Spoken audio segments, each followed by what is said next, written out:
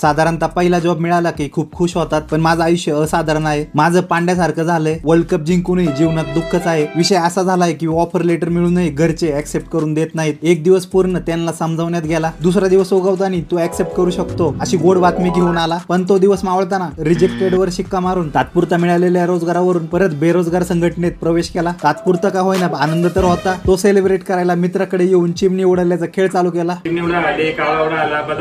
Placement उडा आली.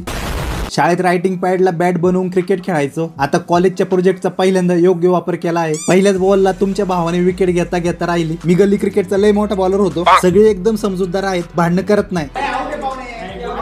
हा कधी कधी चालतं तेवढं. प्लेसमेंट सोडल्याच्या दुःखात छोटीशी पार्टी गरजेचीच आहे. तो विषय वेगळा आहे की ती पार्टी TTMM होती. ती मारून जीतील चिकन थाळी भारी आहे राव.